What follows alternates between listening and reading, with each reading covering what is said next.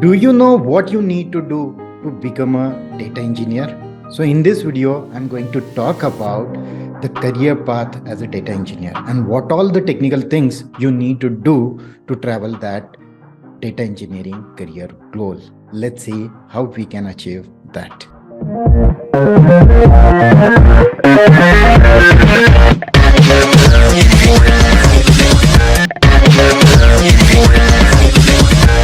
So, as part of data engineering career path at high level, these are the things which you need to achieve. So, whatever you can see on the screen, those are the high level skill which I listed down.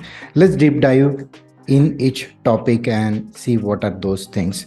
So, starting with programming language. So, as part of the programming language, you can see Python, R, Scala, Go, Java, C Sharp, and MATLAB. These are the popular programming languages you need to know as part of your data engineering career. So, out of that, I'll rate Python and Java being open source technology. Even C Sharp and other programming languages, they are open source, but most of the work right now as part of the data engineering is being done in Python, and even more scientific activities you can go for R. And suppose you are working on big data technology, that's where Scala comes into the picture, and latest greatest thing, Go is also getting that attention.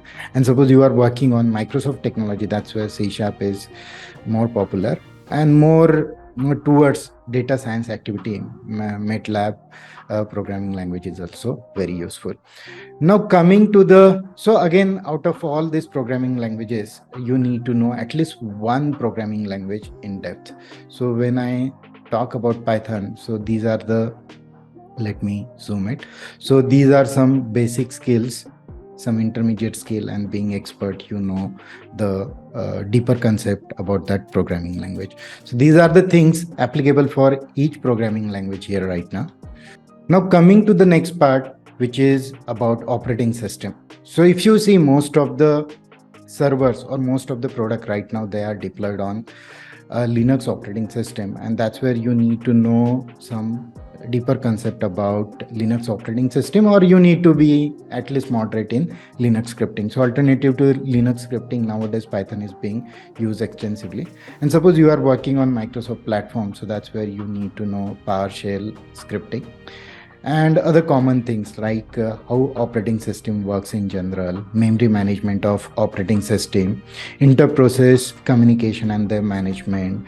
IO management means when we read the data from disk and bring it to the memory, there are disk IO, memory IO, and network IO when we send the data over the network. So you need to know all these concepts also. So these are the things which are very helpful when you try to do the performance optimization, when you want to improve the performance of your project or program, right? Networking basic, how the network communication happens, how the port number comes into the picture, and how data is sent over the network. So you need to know all those basic networking protocols. Thread and concurrency. So if you know threading and concurrency from operating and as well as programming point of view, it's really good. Then process management, how to see those processes, how much memory is being consumed by those processes. So these are the things which are really helpful when you go for actual productionization of your code and product. Now coming to the next part, which is about RDBMS. RDBMS is core part of data engineering, right? So you need to know at least one RDBMS database. So let's say the popular and most common RDBMS is being used right now. So if you see, MySQL is being from the open source community, it is very popular, but MariaDB. And suppose you are working on Oracle, that is again very popular tool and very extensively used. So Oracle. And suppose if you are using Microsoft technology, that's where you need to know MS SQL Server. Then there are other these databases. So if you are from IBM background, so that's where DB2 comes into the picture. But again, Postgres is also grabbing lots of attention, where you need quick and better performance of small database. So that's where Postgres is again one of the popular entity in RDBMS world.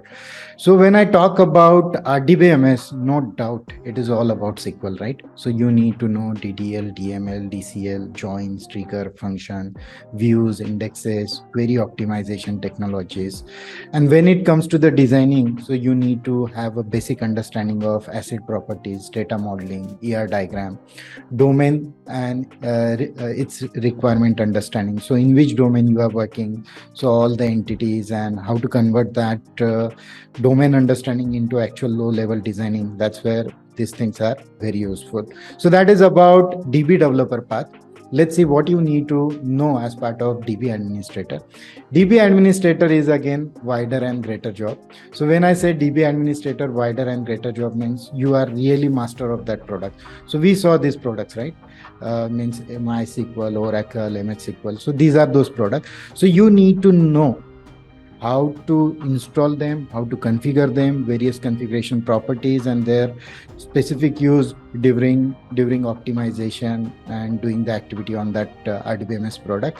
Then you need to know backup and recovery as part of RDBMS product. So there are snapshot backup, differential backup, transactional backup. So these are various types of backup and how to recover data from this backup. That is very important.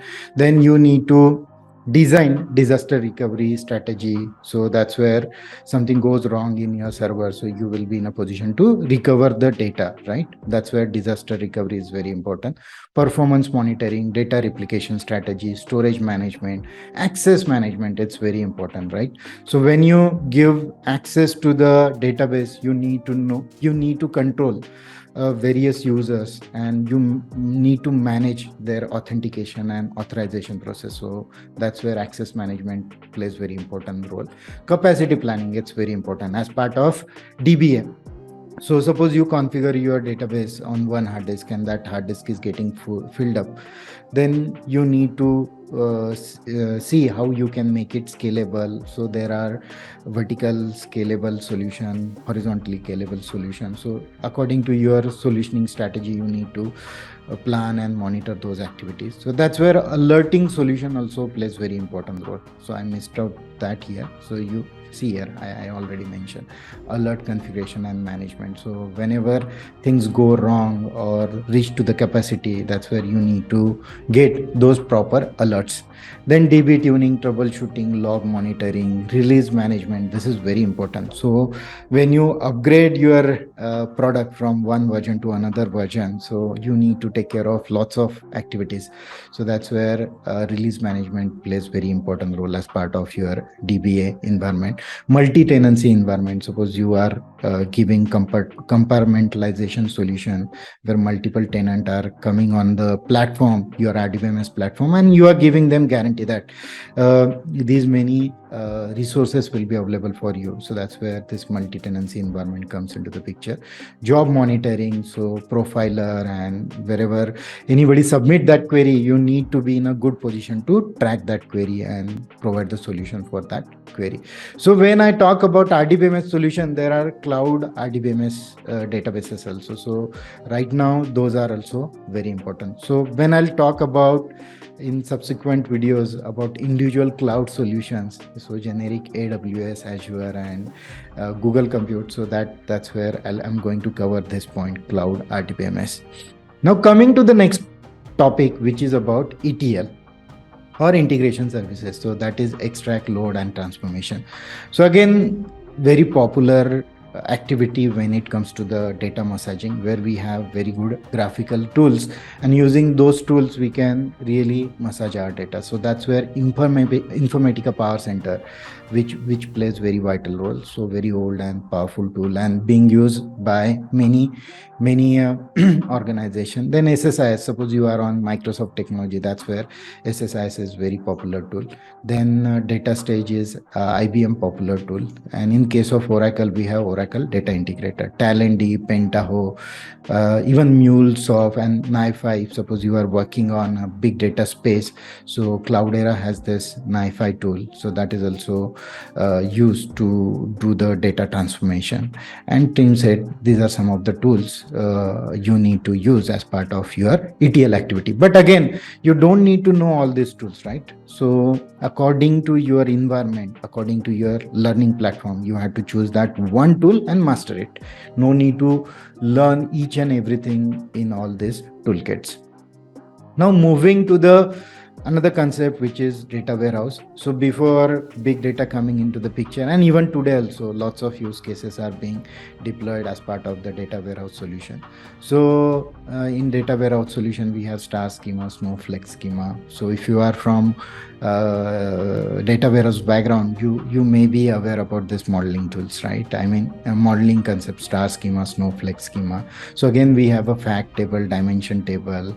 Then OLAP tools are there where you can fire you can create a cube and you can fire a query which gives you the return data in a fast way. That's where OLAP comes into the picture. So in Microsoft world, we have a very popular tool that is SaaS, SQL Server Analytical Tools. But in case of IBM, similar kind of activities you can perform using Cognos. OB is a tool which is very popular in case of Oracle space. Again, I have given the most common and popular tools here, but there are many more tools which are being used for OLAP kind of activity. Now moving to the next concept, which is master data management. So again, same activity can be done using Informatica MDM, IBM InfoSphere MDM, and also SAP has its own tool, which is SAP Master Data Governance. Again, there are many other tools, but I have worked in Informatica MDM, and I know it's very, very good and handy tool. So that you can use, but rest of the tools also, as per your technology space, you can learn and get that deeper understanding of master data management. When you are a data engineering, the most important activity you need to do, that is job scheduling, and you need to have a proper understanding of various job scheduling tools. So personally, I have worked on AutoSys, Cron, and Control M also, Uzi also, and little bit on Airflow. But Airflow is something which is being used in Cloudera and other products. But again, it is not specific to any product stack kind of tool. I mean, you can use them interchangeably in all other environment also. So when I was working in Cloudera, Uzi was being used for job scheduling. But it is not just Uzi, but you can use even normal Linux cron tab also, or AutoSys and Control M also. So most of the cases I have seen Control M is being used, but again, it is not a rule of thumb. Okay. Moving on to the next part, which is reporting tools. There are many reporting tools, but right now the same space is being acquired by Power BI. It is a Microsoft tool, but very popular. And when it comes to the reporting tools, you need to know various types of charts. So you can see I have just included one snapshot here about various types of charts and their types. So you need to know all these types of charts. So when you are a data engineer, it's all about massaging that data. But again, you need to understand the data also in a better way and easily. That's where this data visualization and reporting tools plays very important role. Then again, we have a Tableau, ClickView, Grafana. Grafana also gives very good graphical representation of the data when it comes to the monitoring. Excel is again very popular tool when it comes to the generation of the report from Excel data. Kibana is another tool which is being used for designing your graph. So that is about reporting tool. And moving on to the next part, which is volume data. So when I say volume data, means something which is beyond RDBMS, right? So that's where I mention it as a big data engineering career path. So as part of big data engineer career path, and even in case of RDBMS, you need to know this ORM model, that is object relationship mapping model. So every programming language, whether it's a Java, C#, Python, they have this ORM framework. Then entity relationship diagram, I mean, how to design your high level requirement into intermediate understanding in proper data modeling format. That's where ER diagram plays very important role. You need to know all the normal forms, first normal, second, third, fourth, and fifth. And also when it comes to the big data specifically, it is all about denormalization of the data, right? Acid, again, you need to know acid properties also. Transaction level also you need to know, that is read committed, read uncommitted, repeatable read, and snapshot serializable. So this is again one deeper level where you will be more understanding what is happening behind the scene when you insert the data, you modify the data. That's where this transaction level comes into the picture. Transaction error logs. So there is a concept called write ahead log. What is that and how it is being used in the backend? That's knowing all these things will give you edge while dealing with the RDBMS or even other set of data.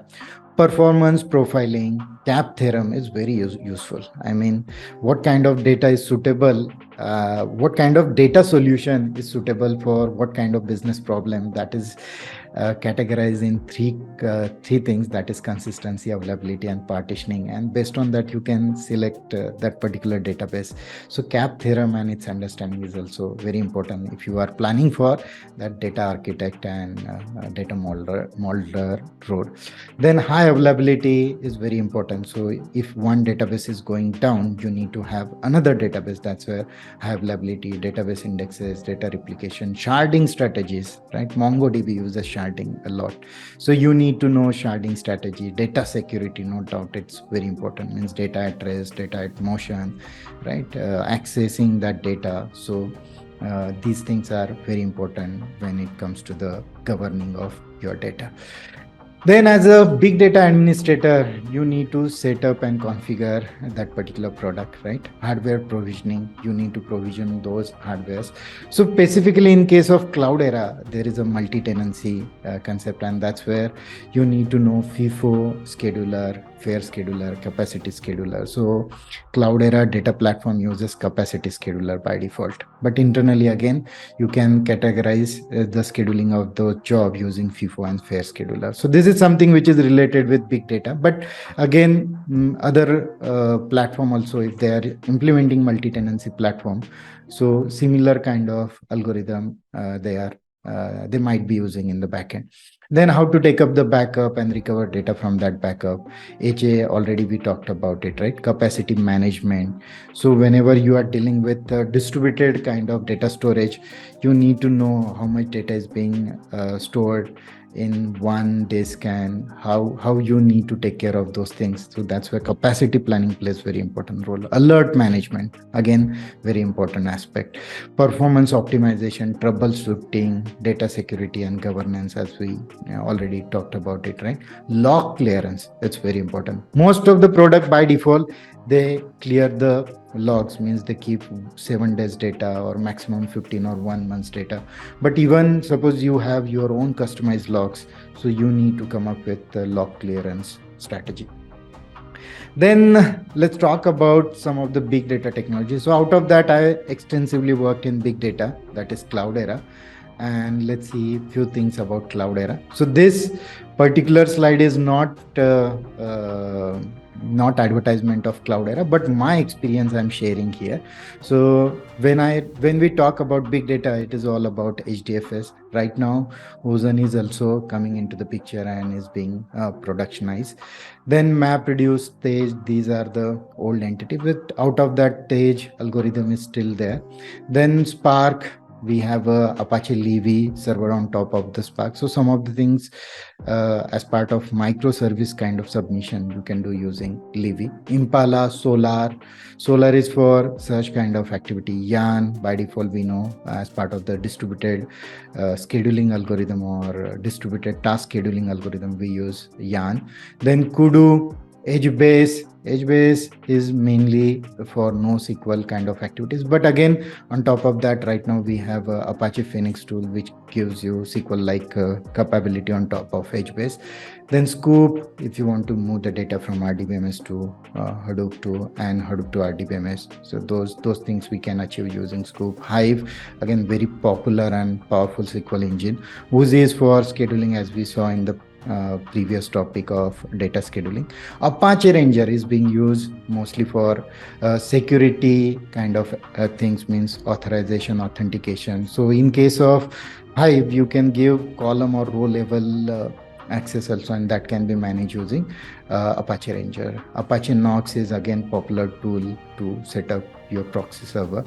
Then there are various kinds of file format: Parquet, ORC, RC, JSON. So you need to know which file format is being used where. So out of that, ORC file format is used for transactional kind of high queries. So that's where we use ORC. But most of the rest of the places, Parkway is being popular file format. Atlas is another tool which is used inside CDP platform for governance activities.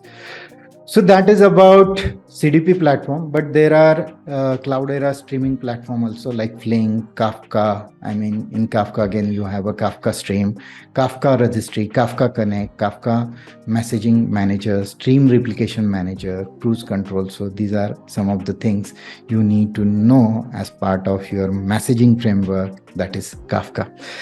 Then Kafka data flow, NiFi tool is very, very important. So they come up with this CDF platform, that is NiFi, and very powerful and very costly tool when it comes to the Cloudera platform. So Cloudera has another tool also, that is Cloudera Data Science Workbench. So if you want to perform machine learning kind of activity, or you want to generate that model, machine learning model, that's where you can use Cloudera Data Science Workbench. So apart from that, there are other volume databases also, like Vertica, which is HP tool, and it is column oriented database. Again, Cassandra is also very popular. HBase is also popular when it comes to the volume database. It is by default part of the CDP platform that we already saw. MongoDB is also very popular. So MongoDB has one capability where you can store the data in a JSON kind of format, and I found it very interesting when it comes to the reporting solution. It is a documented DB. Then CouchDB is also popular. Snowflakes, I see lots of use cases these days being converted into Snowflakes when it comes to the data warehouse solution. So knowing Snowflake is also good activity when you think about your data engineering career. Teradata, again, very popular tool. Databricks, again, Databricks has lots of products like Databricks Lake House platform, Spark streaming, MLlib, graphics, Spark component others. So Databricks, again, very popular entity when it comes to the big data solution, and because of Spark, they grab lots of attention. Dremio, Netezza is something which is related with IBM. Druid, MarkLogic, SAP HANA, again, very popular component when it comes to the SAP stack. Cosmos DB, when you are working in Microsoft technology, Cosmos DB is very popular database, right? DynamoDB, so something which is related with AWS world. Redis, Firebase, RethinkDB, right? Real-time data processing you can do using Firebase and Rethinks. FluxDB, time series kind of database you can use, TimescaleDB and FluxDB. So these are some of the other databases when it comes to the volume data. Now let's talk about something related with federated databases, or federated query, or interactive federated queries. So when I say federated query, means you can store data in various format, and on top of that you can fire SQL query. So they be stored in various databases, but it gives you one common interface by which you can fire query on those different kind of databases in the backend. So that is where Presto, Athena, Drill, these are very popular federated query databases. Then again, we have a cloud databases also. So we will talk about cloud databases when I'll mention about cloud technology stack. Then search engine, when we talk about search engine, Elasticsearch is very popular. In the backend, Solar also uses Elasticsearch, but again, it has simplified lots of things which are being visible. We can see those things in a better visible format using Solar. So if you want to implement such kind of a tool, then Solar is the choice of your solution. Then we see lots of graphs, and there are certain use cases where from one coordinate to another coordinate, how to travel that shortest path, and many other solutions where graph database is being used extensively in the industry. So that's where Neo4j is very popular graph database. OrientDB, Graph, Giraffe is another popular database. Graphics, something which is related with Databricks, Spark engine. Then dgraph, IBM Graph, Oracle Special and Graph. These are some of the graph databases. Again, there are many other, but I have selected just topmost component here. When we talk about data engineering career, so data streaming is also very important thing, right? So that's where especially these things are very important in IoT kind of application, where you are sending data from one location and you get that message and you store it in an intermediate location. So that's where RabbitMQ, Kafka, again, there are many use cases. Just IoT is one use case I'm talking about here. But there are many use cases where this messaging framework as intermediate storage, very, very popular. So again, Kafka has open source version, that is Apache Kafka. Again, Cloudera is also providing its own version of Kafka, and Confluent is another version of the Kafka product is being bundled. Then Apache Storm is very useful when it comes to the streaming kind of implementation. Apache NiFi, Apache Flink, Spark Streaming, IBM Stream Analytics is another popular tool when it comes to the streaming data implementation. So again, we saw a few minutes back, right? Databricks has its own data lake, right? So that's where this data lakes are also getting very popular, and we have Iceberg and Kudi as a solution provider. Now let's see some of the common things which are being used when it comes to the data engineering platform, that is data lake, data warehouse, and data mart. So probably if you are from data warehouse background, you may be aware, right, what is data warehouse and data mart. But let's see the generic definition. So what is data lake? So whatever data you have at different sources, you bring it under one umbrella, and that one umbrella is nothing but data lake. Again, architecture changes from your implementation to implementation. Means you can bring data from data warehouse, data mart also as one central big repository as part of your data lake solution. But here I'm giving one flow, one use case where we are gathering the data from different sources, source A, source B, source C, and data can be any format. I mean, it could be text data, it could be RDBMS data, or even binary data in that sense. So binary data means audio, video, image. So we bring that under that one common repository, that is data lake. From data lake, again, whatever data you want to study as a bigger entity, you bring that under data warehouse solution. And from there, again, if you want to study one specific kind of data, more generalized to specific data study, you develop data mart. So that's how this diagram goes. So if you are from typical data engineering background, so probably you can understand what I'm trying to explain here. So I'll give you a very interesting use case where I was working for one of the popular investment banking. So they had a common data from all the sources as part of their data lake solution. So it was implemented on Hadoop and HDFS. So they gather all the banking data under that one umbrella. From there, they wanted to study the compliance data. So they bring that entire compliance data under data warehouse solution. And from there, again, for each region, they wanted to study the what you call fraud management kind of data. So they created various data marts for each region, and that's where they were trying to identify those fraud within that region. So this is one of the use case I already worked on as part of data mart, data warehouse, and data lake solution. Then coming to the SQL, NoSQL, big fight all the time. We see SQL and NoSQL kind of database, but I found very good diagram here, which is from designguru.org. So when we talk about SQL, most of the cases it is structured data, right? RDBMS. it is structured data. So again, you need to know ACID database, and these are the databases we already talked about as part of RDBMS products, right?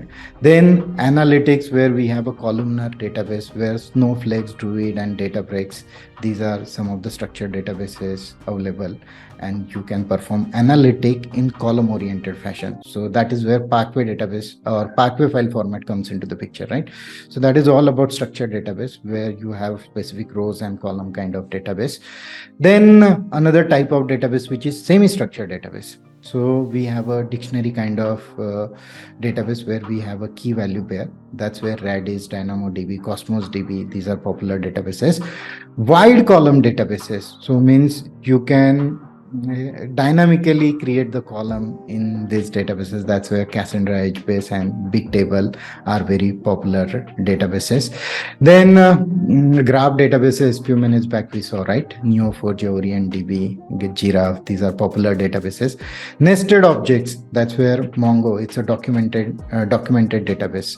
CouchDB is another database. And unstructured storage, as a blob, we have Amazon S3, Azure Blob Object, and Google Cloud Storage, and even HDFS or any distributed storage where we can put our files as a blob object. We can store it, right? That's where these unstructured and binary kind of storage databases are very, very popular. So that is being said, there is another popular entity in the market right now, that is data mesh. Personally, I haven't worked too much on database, but these are some of the diagrams and the concept I want to give you here as part of the data mesh concept. And it is good to know data mesh in the current situation. So what I understood from data mesh, it's a combination of exposing your data as a product, right? And that's where all the microservices and consumption and storing and exposing that data comes into the picture. And that's where data mesh concept is very, very powerful and very streamlined things as far as exposing your database is concerned. So the term data mesh was coined by Zhamak Dehghani in 2019, and it got lots of attention during that point. So you can see here we have a domain ownership. So you need to have a proper domain understanding and its ownership, data as a product, self-serve data platform, federated governance, and strategic domain-driven design, socio-technical perspective and technology. So these are some of the things you need to know if you want to know something about data mesh. And even data fabric is also a good concept to explore as part of your data engineering journey. So this is where I found very interesting blog, and if you want to refer it and see more detail about data mesh, so please visit this site and try to understand more detail about data mesh. So this is all about your career path as a data engineer. So in short, if you want to be a data engineer, please comment which programming language you are planning to learn, on which operating system you want to hold your hand. Then type at least one RDBMS database where you want to master. ETL concepts, again, subjective. So if you get exposure to ETL, very, very good. I mean, when we talk about database, it is good to know at least high level ETL concept, and you need to explore that one ETL tool. So you can type that one ETL tool right now in the comment section. And no doubt, if you have proper understanding of data warehouse concept, then it is very good.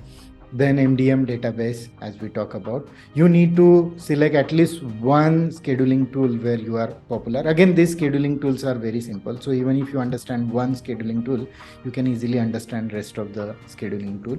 It is good to know that one popular reporting database. So type that one reporting database in the comment section you want to learn. Volume database, again, we saw lots of volume databases, right? So type at least one database where you want to have that mastery. Graph database is again, graph database is again optional here in this case. So if you get that kind of use case, so definitely you go and learn the graph database. Data streaming is also optional in this case, but right now lots of application they are generating lots of data, and that's where streaming database is very popular. So try to understand and at least put that one technology which you want to learn as part of data streaming. So again, Kafka is very popular right now, so it is good to learn that Kafka database. Data lake, these are optionals again.